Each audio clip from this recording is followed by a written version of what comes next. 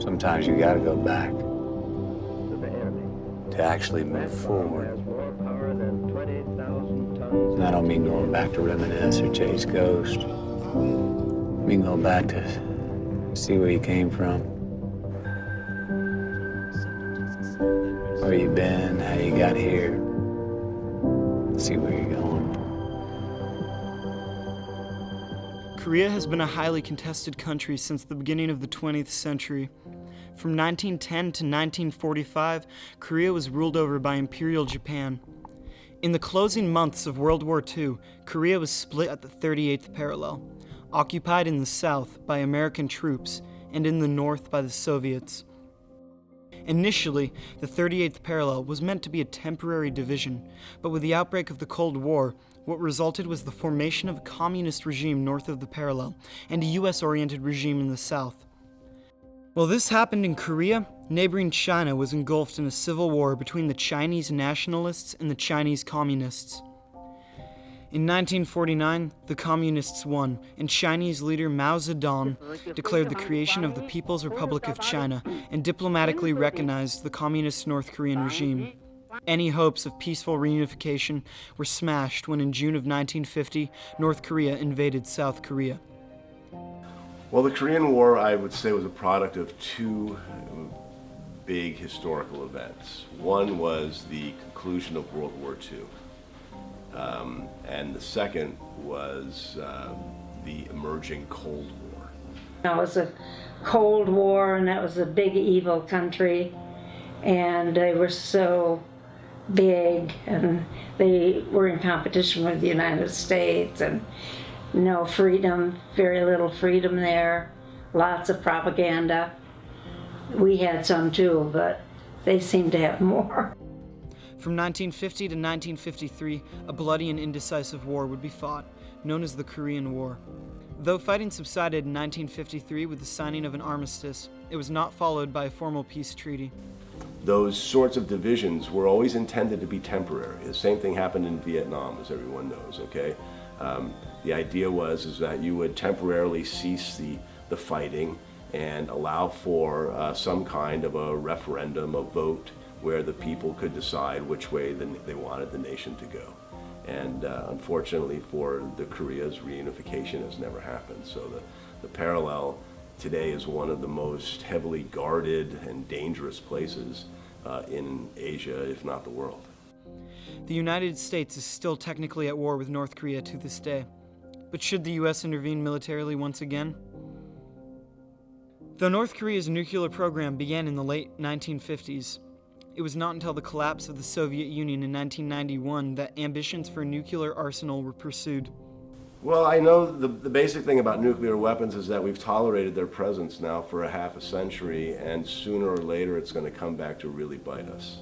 You can't have things that are so dangerous lying around and being aware of human error and the likelihood that something can go wrong.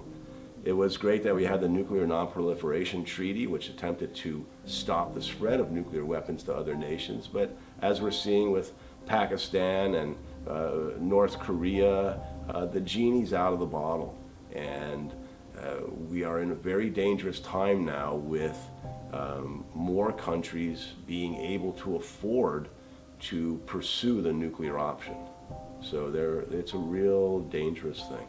The old nuclear agreement was referred to as MAD, okay, mutually assured destruction. And mutually assured destruction was the idea that if you have two opponents and each side is armed with nuclear weapons that they can deliver to the other, then neither side would start a war because they know starting a war would lead to their own demise ultimately.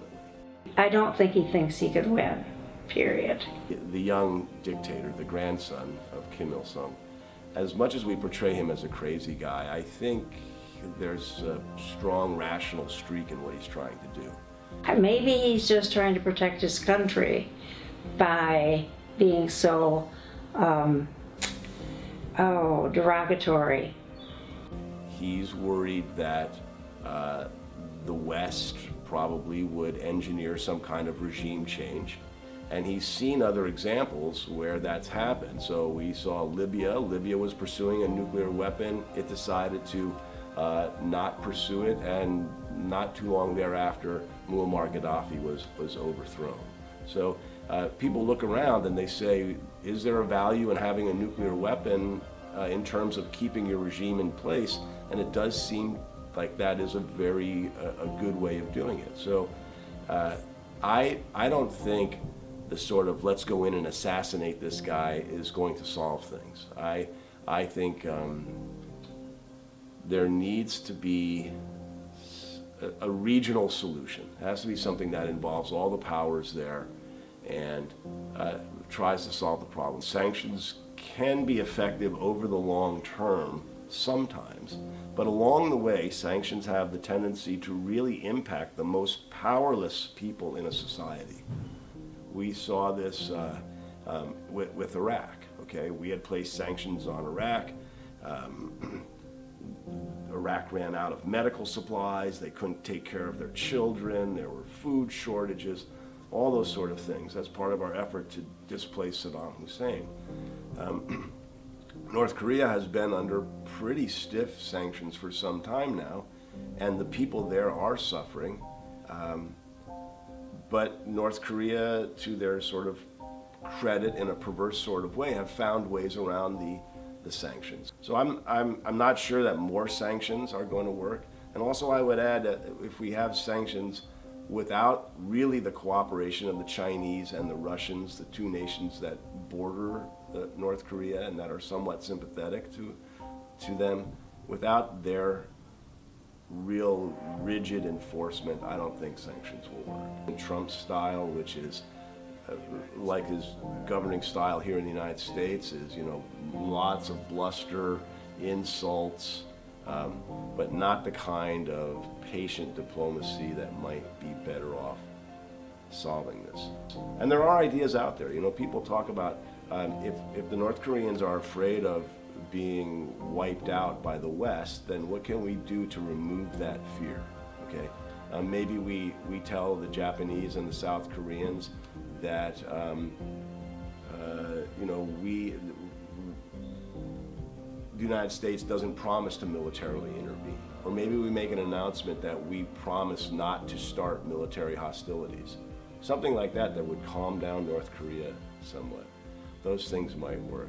I just don't think any diplomatic situation is pointless, because if it is, then we just have to be honest with ourselves and say that our failure at diplomacy has resulted in, or will result in, potentially millions of just regular people like us dying. And of course, no one would want that. So you have to persist in your optimism, and you have to persist in working as hard as you can. I mean, I have a lot of faith in our government that democracy works.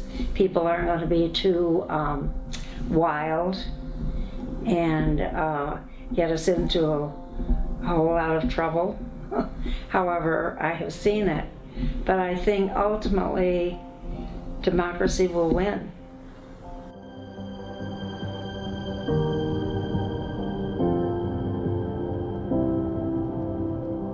I know there are those that say you can't go back. Yes, you can.